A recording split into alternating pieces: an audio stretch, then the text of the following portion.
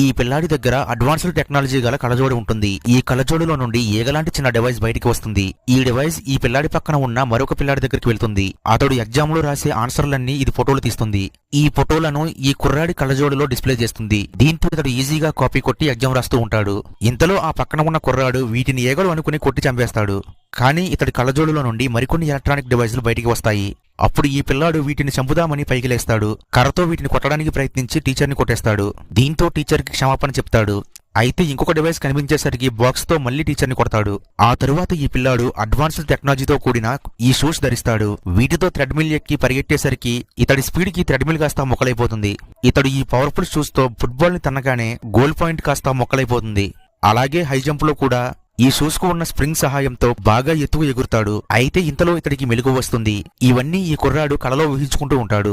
ఇతని తండ్రి స్కూల్ కి వెళ్లాలి లెగు అని అంటూ ఉంటాడు. కానీ ఈ కుర్రాడు రియల్ లైఫ్